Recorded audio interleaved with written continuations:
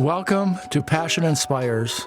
Join us as we explore the world of marketing and design and share insights and stories that spark inspiration and drive meaningful change.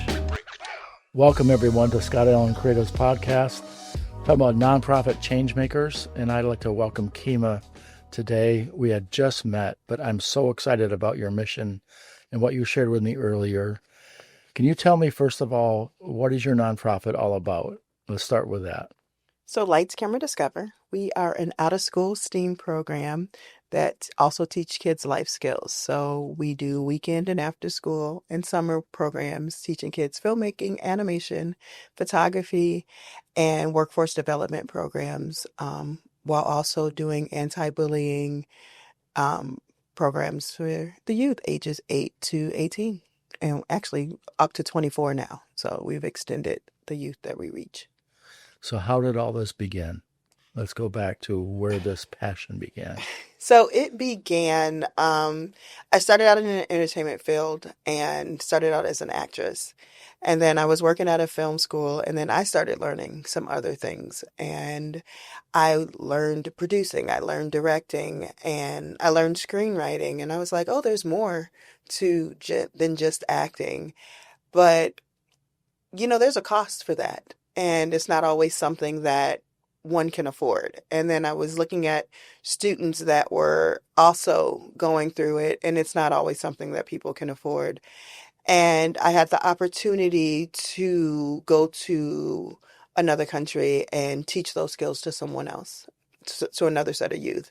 And while I was there, I decided, you know what, I want to teach this to the youth of our school, of our communities too, but as a nonprofit, because I didn't want families who couldn't afford to have their children to attend something like this, go into debt, or not even attend because they couldn't afford it, to not have those opportunities. So I decided to start Lights, Camera, Discover. January will be 15 years. Wow. Well, the beginning of 15 years. September actually is the 15th year, but 2026 will begin our 15th year of operation. And I wanted to give every youth the opportunity to learn those skills before they start investing. So you told me how much it cost, right? How much does it cost for someone to sign up? $0. That's incredible. To sign up, but there is a cost for a child, but that's where we have the community come and help us. Yes. Yeah, it does. I mean, it does cost you, obviously, of your Yes. time and everything else, but for them, why did you do it that way? Because I never wanted a child to feel left out.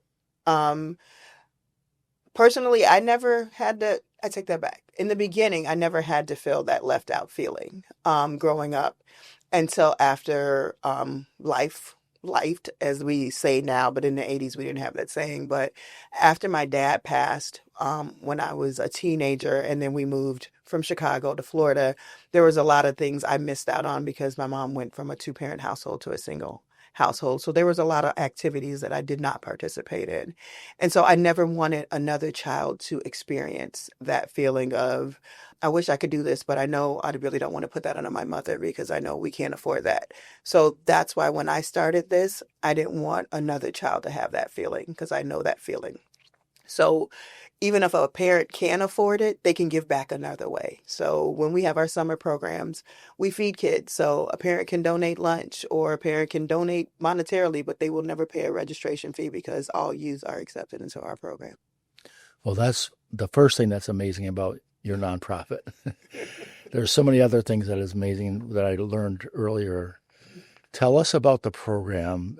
I guess in the context of, I'm really curious, there must have been that moment for you when you were in Nigeria where something said in your heart, this is what I really want to do. You must have seen something in other youth that you really found fulfilling in that. Can you tell us kind of what was in your heart? Yeah, so that was back, well, I've been doing this for 15 years, so it's been about 16, 17 years ago. So it was before movie making was a really big thing out there. It was a thing, but not like it is now. So they had the skills and talent, but not the knowledge. And, that's a thing out here still too with the younger youth. And I saw so much potential in the youth out there, but they just didn't have the outlet for it or the ability or a way to express it. And so it just reminded me of the youth in so many different communities out here that didn't have a place to show and shine. And so that is what sparked it of, if I can do that and bring that out to young adults and youth out here, so many miles away from home, I want to do that at home too. And I had some friends that were like on my shoulder, it wasn't the angel and the devil, it was two angels in my ear pretty much saying, you did that here, you can do that at home type of thing. And I listened to them and I just ran with Wow, it. that's so beautiful. Yeah. I shared with you earlier that I went to art school and they had what they call foundation year, Hmm. where we touched every aspect of art and design, which to me was incredible. I could have taken that with me the rest of my life, and I'm still remembering what my professor shared Hmm. that first year. I love your approach to what you teach. Can you explain that? Yes. So we say from concept to completion. So they learn everything that there is to do about the entertainment field and the entertainment world to give them an idea of what there is. So there's more than just acting and shooting a film. So we teach them acting, we teach them the filmmaking aspects of camera work, lighting work, craft services, special effects makeup, budgeting, producing, everything. So that way they know there's a part for me. So that's actually our tagline. There's a part for everyone. Discover yours. So, I mean, even janitorial work, because we have them sweep up after lunch. So there is a part for them to figure out what they want to do because Yeah. it's there. They sew, they do makeup. So it's there. So we teach them every aspect of it because they can still go to film school. This isn't anti-school at all. School isn't for everyone, but if there is school, but at least before you invest in it, you already have the ability and the skills to be able to take it to the next level when you get there. That is so fantastic because we all have, like you as a young adult, and you graduate from high school and you think, where am I going to go? What do I do? But all those decisions really are guided by experiences in life. And you give them that whole well-rounded experience for every aspect of film. I love that because then they can say, ooh, I don't like that at all. I love it, or I'm not sure if I love it. But you expose them to that. That is so great. Give me a couple of stories of some of the students that you've had that kind of maybe not landed perfectly for life, but kind of discovered some of their giftings or their interests. Oh, I have a few. A couple of them are similar. And it causes me to create new programs because of that. Huh. So when we talk about Lights, Camera, Discover, ever since beginning it, I have a word that we call it a safe zone and a safe space. Growing up, we had bullyism growing up, but it's not like it is now. We didn't have social media, we didn't have cell phones, so it didn't follow us home like it does now. Yeah. And there's a lot of other things that kids handle nowadays that we didn't deal with. We dealt with it at school. Once we got home, we didn't think about it because if you called us at home, we could just take the phone off the hook. It didn't bother us anymore. Like you can block calls now, but then they can call from another number. Our blocking was taking it off the hook until your parents are like, is my phone off the hook? And then you would have to put it back type of thing. So we were able to deal with it differently. The kids nowadays don't. And that kind of touches me. And that's one thing that, why we have to, I make sure every year we tackle anti-bullyism. I have a couple of kids, they deal with things that we never dealt with, like cutting and things like that. So we deal with the mental aspect of the youth. And so we've had a couple of kids that mentally we're dealing with some issues and they can't really talk to parents. They can't really talk to siblings.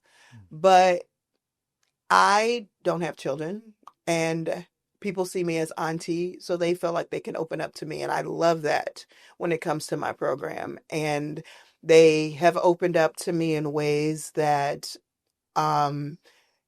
is safe. And so they've even told me I can be myself when I'm here. And I thank you for that.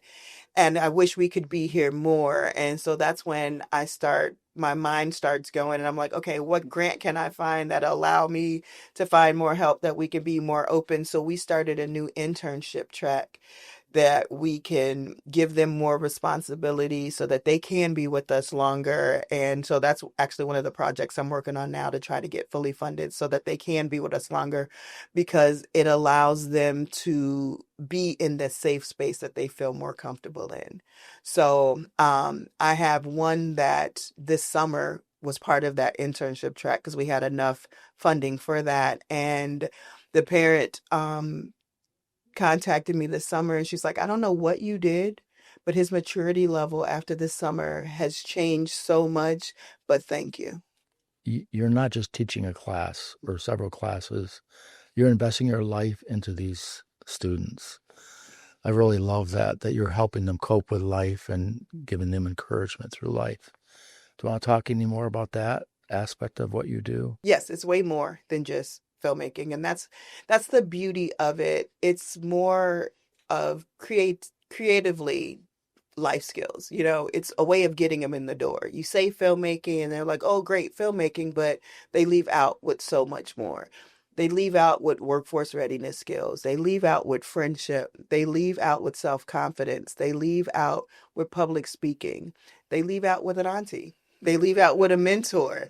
They leave out with way more than they walked in with. I got two students that told me that they plan on buying me out. So, so I'm leaving out with a succession plan. So it's amazing. So I just can see the future and see where this is going. And I just, I love what I do on a daily basis. This is not a job. It's a passion. And I love it. I just want you to explore that a little bit more deeply about training them for maybe a possible direction in their life. I know my son went to film school. They did the same thing where they taught him all different disciplines, and he discovered that he loved light, like painting pictures with light. So he became a gaffer eventually. Have you seen some of that where they start to begin to sense of where their interest might be? Yes. So I have, you were asking actually a story about someone. I have a intern slash, she started out as an intern slash assistant slash my right hand right now. She's a sophomore at ASU, now going for broadcasting. So she learned so much, and now she's with broadcasting, and they're just finding their ways. Some of my former students, I have one that writes a comic book now, and it's just finding those small things that they're just finding things that they never knew were possible. And I just like that. Never thought I would, especially not having kids, that I've just had those abilities of having that spark and having that possibility of the one that gave them an idea of doing stuff like that. So it's just good to know that I have a legacy, and LCD is that legacy. So, yeah. Yeah, I'll never forget some things that my professors taught me, the professors that gave of their life for us. You always knew which professors were like that, right? But that's the kind of professor you are. Where would you like to see your nonprofit go someday? What is your dream? My dream is to be able to be in all 50 states. So we right now, our main campus is here in Phoenix, in Tempe, Arizona area, but we also have programs that we run, weekend programs in Chicago, Illinois area, and Pensacola, Florida. But we do what we call weekend workshops there. I want the ability to run weekend workshops in other neighborhoods too, to reach other youth who can have this opportunity. It doesn't have to be the big studio like area that we have in Phoenix, but if we do, that would be amazing. Yeah. LCD take over the world. We have the students that here graduate and get older and run the LCDs in the other cities, that would be amazing. But I definitely do plan on being in every city there is, because there are creative kids everywhere who could definitely use a safe zone where they are. That's beautiful. It's impressive that you begin at 8 years old as well. I mean, Yes. We actually, even one year, went down to 5. We called them the little CDs, LILCDs instead of LCD. And it was great. The younger ones, and then from time to time, we've had like some younger siblings come with their older siblings because the mom had something to do. We try not to do that as often.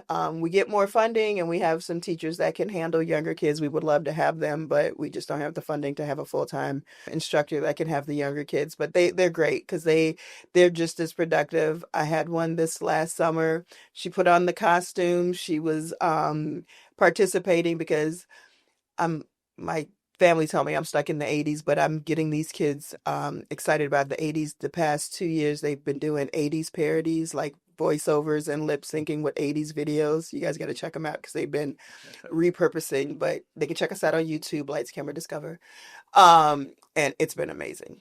So, yeah, the younger kids are awesome. So I shared with you earlier, I don't want this episode to be about Scott Allen Creative. I want it to be about you. Okay. What do you want to share with potential donors or anyone that's kind of intrigued by what you're all about? What would be kind of like your pitch to them about why this is so important for our youth? To potential donors, I would say we are a safe zone for kids. We are very important for youth. So if you feel in your heart to give to places where the problem to me with society is youth gets pushed to the curb. Youth advocacy is not always out there.